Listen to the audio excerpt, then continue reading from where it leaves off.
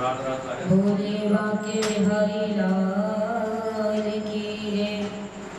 सद्गुरुदेव भगवान की जय। ओम स्वस्ति श्री गणेशाय नमः। ओम स्वस्ति श्री राधा कृष्ण चरण कमलेभ्यो नमः। ओम स्वस्ति श्री सरस्वती नमः। ओम स्वस्ति श्री मातृपितृ चरण कमलेभ्यो नमः।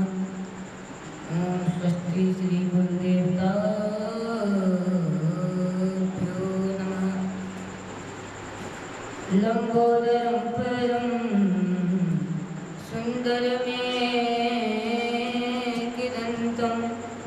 रक्तांबरं त्रिनयनं परमं पवित्रम् उद्यद्दिवाकरकरो ज्वलकायकान्तं विघ्नेश्वरं सकलविघ्नहरं नमामि। गवामि तीर्थे वसति गंगा पुष्टिस्तथा तत्रशी प्रवृद्धा। लक्ष्मीकरीशे प्रणतो च धर्मस्तासां प्रणामं सततं च कुर्यात्। कृष्णत्वदीयपद पंकजपञ्जरान्त अतीव में विशतु मानसिराजहंस।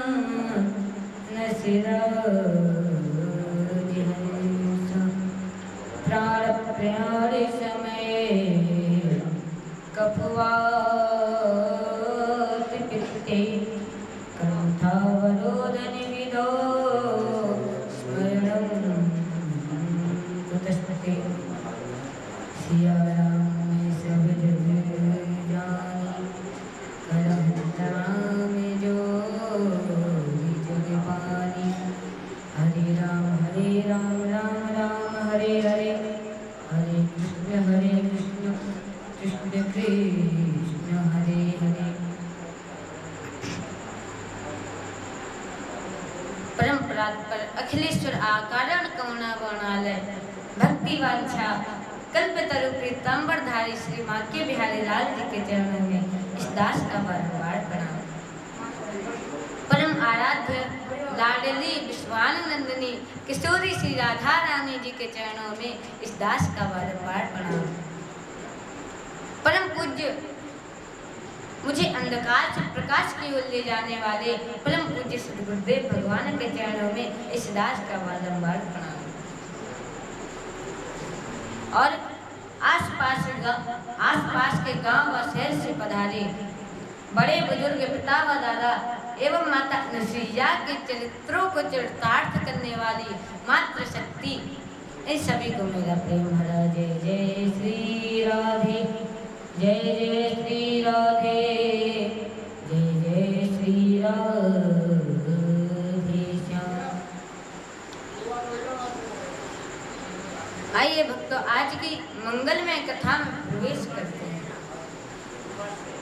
द्वापरे समनु प्राप्ते तृतीय युग परे जाता पराशराद योगी वासव्यां कदया हरि। एक दिन की बात है कि वेदव्यास जी सरस्वती नदी के किनारे बड़ी ही चिंतित अवस्था में बैठे हुए थे। वहीं से नारद जी गुजर रहे थे। नारद जी ने देखा कि आज वेदव्यास जी चिंतित अवस्था में बैठे हुए हैं। नारद जी वेदव्यास जी के पास गए। व्यास जी ने नारद जी को प्रणाम किया। नारद जी ने पूछा कि हे व्यास जी, आप इतने चिंतित कैसे हो? आप इतनी चिंतित अवस्था में क्यों बैठे हो?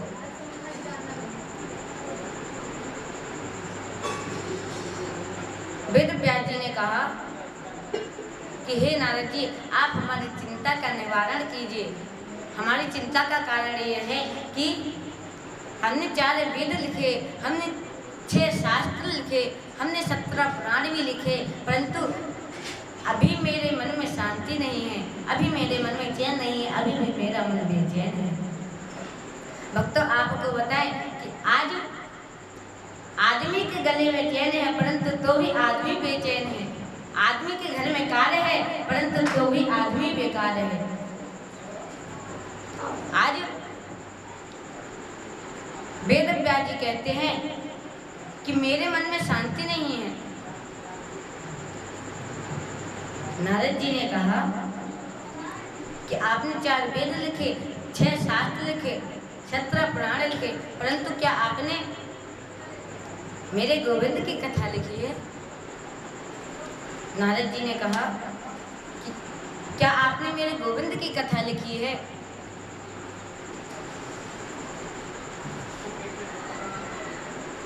वेद व्यास जी ने कहा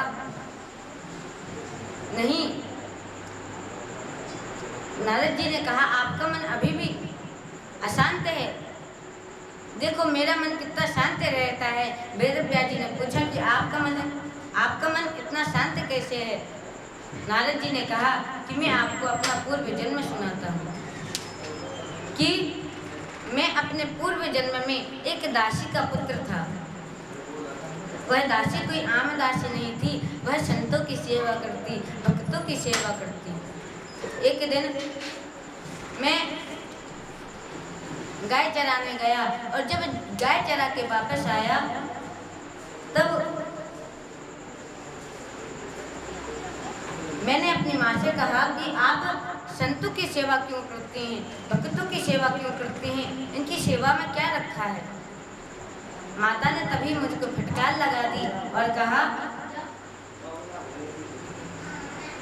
कि अभी तू जानता नहीं है कि संतों की सेवा से हमको क्या फल प्राप्त होता है, कि संतों की सेवा से हमको क्या फल प्राप्त होता है। तब नारद जी वहां से चले गए।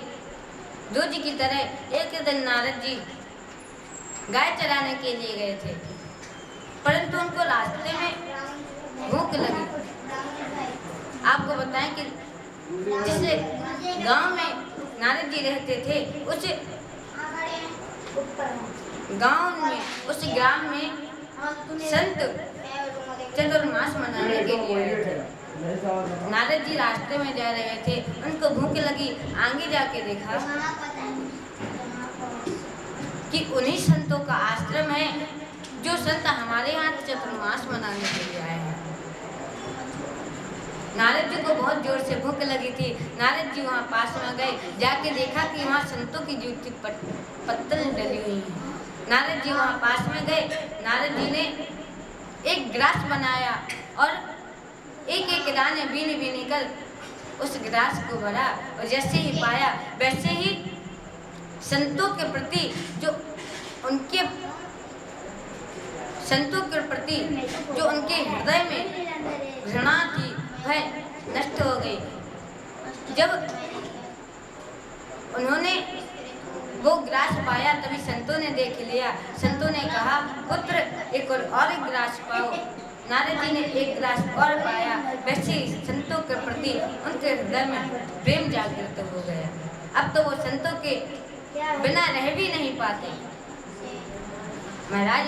अब तो वो संतों के प्रति रह भी नहीं पाते। देखो भगवान की कितनी बड़ी कृपा हुई है। पहले उनके हृदय में संतों के प्रति घृणा थी और आज उनके हृदय में संतों के प्रति प्रेम जागृत हो गया है। इतना प्रेम है कि अब वो संतों के बिना रह भी नहीं पाते। अब तो वो संतों के साथ रहते, संतों की सेवा करते, संतों के साथ रहते, संतों की सेवा करते और अब वो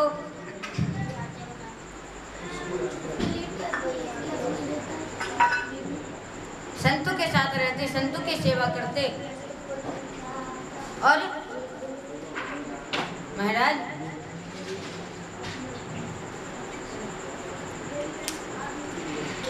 एक दिन अब जब संत जाने लगे, संतों से नारद जी ने कहा कि आप कहाँ जा रहे हो? संतों ने कहा अब हम जा रहे हैं। नारद जी के आंखों में आंसू आ गए। नारद जी ने कहा कि अब मैं किसके साथ रहूंगा? नारद जी ने कहा कि अब मैं किसके साथ रहूंगा? आज संतों ने कहा कि हम आपको एक मंत्र देते हैं, जिसका आप जाप करना तो आपको भगवान की प्राप्ति हो जाएगी।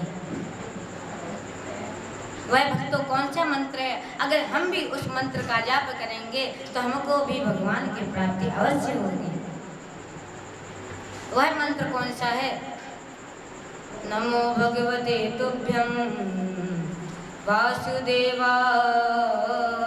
धीमहि प्रद्युम्नाय निरुद्धाय नमः शंकराय च।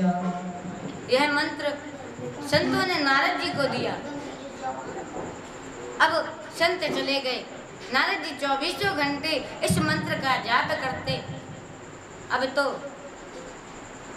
उनकी माँ सोचने लगी, अब तो मेरा पुत्र संत बन जाएगा, साधु बन जाएगा, अब तो वो विवाह भी नहीं करेगा।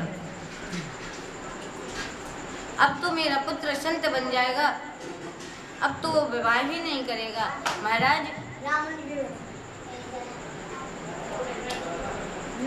एक दिन की बात है कि नारद जी की माँ गाय को घास डालने के लिए गई थी। तभी एक सर्प आया और नारद जी की माँ के पैर में काट लिया। तभी नारद जी की माँ की मृत्यु हो गई। जैसे ही नारद जी को पता चला, वैसे ही नारद जी की आंखों से आज एक आंख से गर्म आंसू आ रहा है, एक आंख से नरम आंसू आ रहा है। गर्म इसलिए कि उनकी माँ की मृत्यु हो गई है, और नरम इसलिए कि अब उनको हरि का नाम लेने से कोई रोकने वाला नहीं है। आज नारद जी ने भगवान की कृपा मानकर